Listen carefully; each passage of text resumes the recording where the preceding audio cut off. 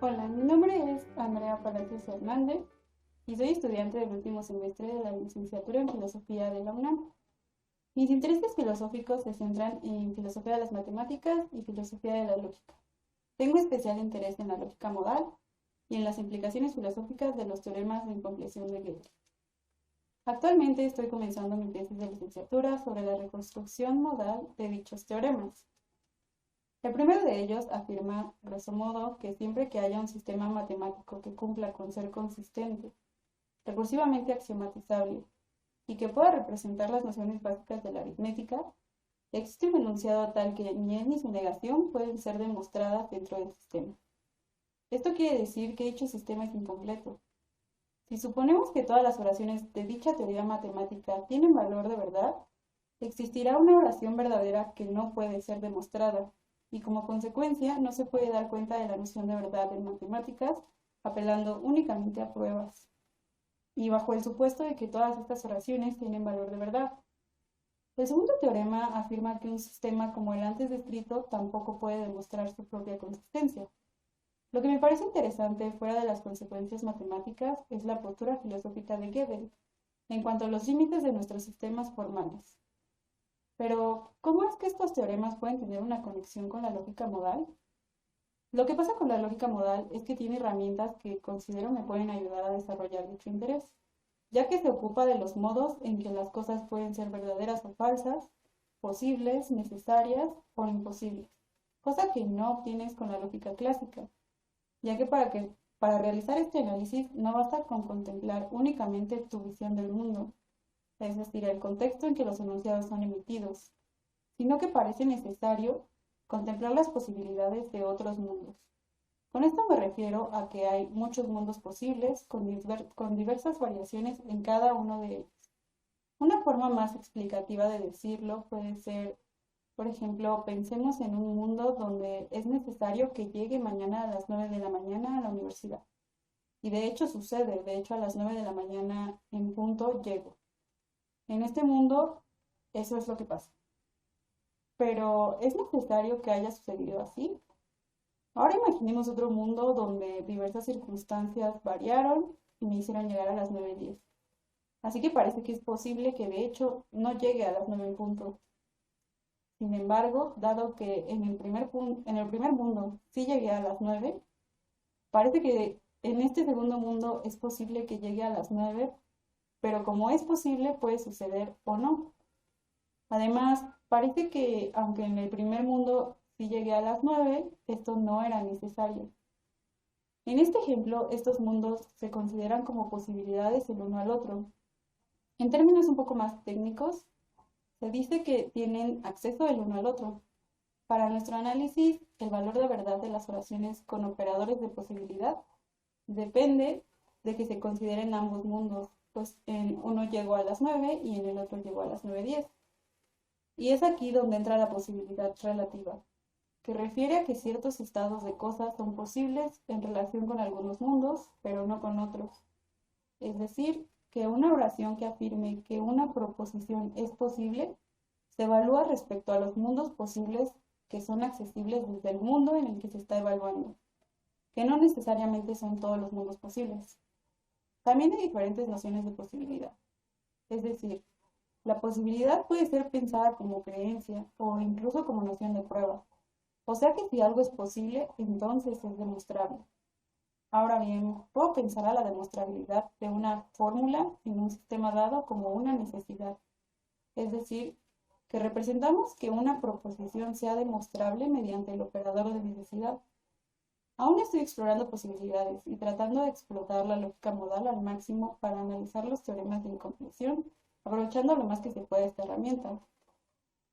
Pero ya es momento de que les hable de una lógica que fue pionera en esta clase de estudios y se trata de Ruth Barker. Al yo realizar este análisis, me pregunté si no había algún sistema que fuera más fino para poder recuperar la mayor cantidad de conceptos posibles. Y me topé con una tesis de licenciatura escrita por Jesús Eduardo Granados que habla sobre el trabajo de Ruth Barker y sus fórmulas Barker, las cuales fueron el inicio de la lógica modal cuantificada. Dicho lo anterior, La lógica modal cuantificada, al igual que muchas otras lógicas, busca tener un lenguaje lógicamente perfecto para expresar las inferencias lógicas que recurren tanto a cuantificación de primer orden como a operadores modales. Se busca que su lenguaje elimine ambigüedad, vaguedad y fallas en las referencias de los términos. Esto es útil porque ningún nombre debe referir a más de un objeto. Todo objeto debe tener un nombre y tenemos operadores para recuperar las nociones modales. La combinación de las herramientas modales y cuantificacionales hacen que dicha lógica tenga mayor poder expresivo que la lógica modal y la lógica cuantificacional por separado. Para que esto sea más claro, usaremos el ejemplo anterior y mostraremos que el lenguaje de dicha lógica es más expresivo. La lógica modal cuantificada me ayudará a expresar que este alguien, saber yo, es posible que realice una acción.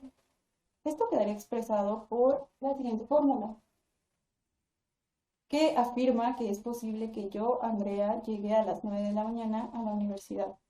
Incluso podría recuperar la forma lógica de una oración como es posible que alguien llegue a las 9 en punto a la universidad. Y se expresaría con esta fórmula. Añadir la cuantificación al análisis modal es un avance propuesto por Ruth. Ella fue pionera en el desarrollo de la lógica modal cuantificada y me gustaría hablar un poco más de su desarrollo intelectual en la academia. Ruth Barkham fue una filósofa, lógica y académica nacida en Estados Unidos que vivió de 1921 al 2012. Ruth adquirió el apellido Marcus al casarse con el físico Jules Alexander Marcus en 1942. Hablando de su trayectoria académica, ella se graduó con honores de la Universidad de Nueva York en 1941, con especialización en matemáticas y filosofía. Estudió su maestría en Yale, obteniendo su título en 1942 y su doctorado en 1946. Fue profesora en diversas universidades desde 1950 hasta 1997. Fue nombrada profesora emérita en 1992. Como ya mencioné, Ruth fue pionera en la lógica modal cuantificada, pero sus aportes no se limitan a esto. Realizó grandes avances para la metafísica y la filosofía del lenguaje. Por ejemplo, a ella debemos la noción de designador rígido que fue retomada después por Kripke. Dados mis intereses filosóficos, me voy a centrar en sus aportes dentro de la lógica modal, ya que desarrolló los primeros sistemas formales de la lógica modal cuantificada. Esto lo logra al introducir en un sistema de lógica cuantificacional los operadores modales usuales con axiomas tan fuertes como la lógica modal S5. En este sistema son teoremas las fórmulas Barkham, cuyo objetivo es establecer sintácticamente el principio de intercambio entre cuantificadores y modalidades. Dicho principio es el que te indica de qué manera puedes intercambiar o no dichos símbolos. Las fórmulas Barkham son las siguientes, esta y esta. Ahora, primero, la primera, se lee como si para todos los objetos sucede que necesariamente phi, entonces necesariamente todos los objetos cumplen con phi. La segunda se lee como si es posible que existe algún objeto que sea phi, entonces existe un objeto que posiblemente sea phi. Todo esto parece complejo y confuso, pero ¿qué tal si pensamos en que existe tal cosa como el multiverso? Por lo que habría diversos mundos posibles con diferentes variantes. Pero vamos a centrarnos en un mundo que es exactamente igual a este, salvo que en este mundo tengo un hijo.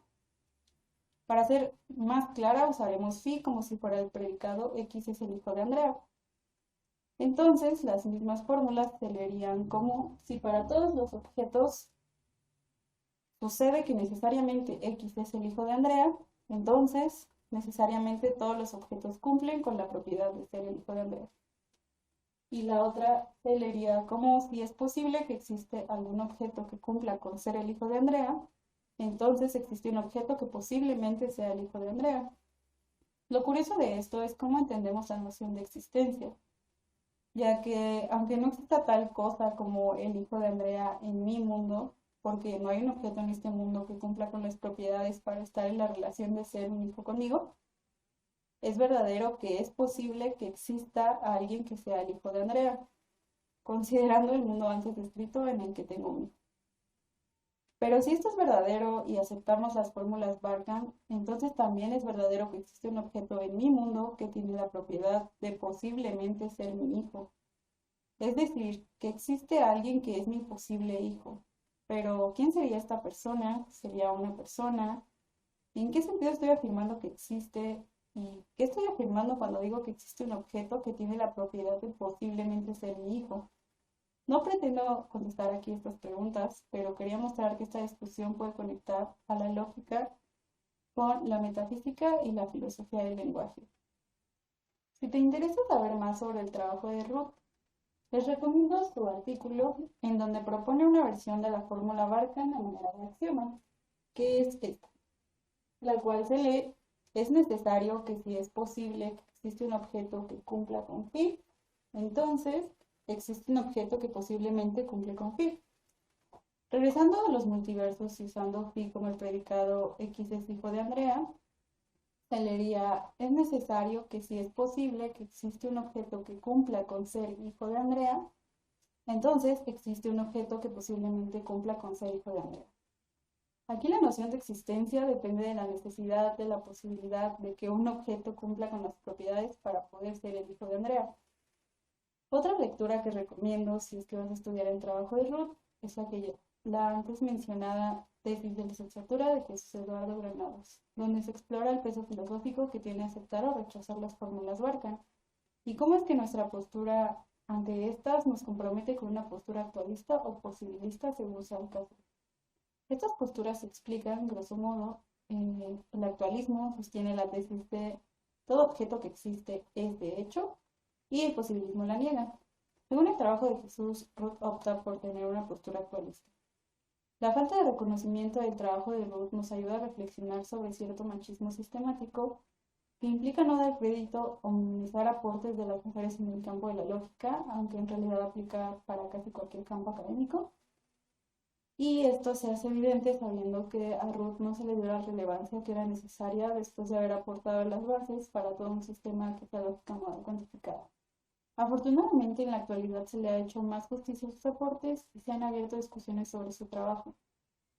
Una sugerencia para mejorar un poco las cosas, que parece hasta trivial recomendarlo, es que debemos recordar que el género de los investigadores no es garantía de la calidad de su trabajo, como tampoco lo es su origen étnico, su identidad de género u otras características que lo definen como individuo, pero no como académico. Y debemos actuar sabiendo esto. Espero que este 8 de marzo sea una invitación para la reflexión sobre la visibilidad del trabajo hecho por mujeres.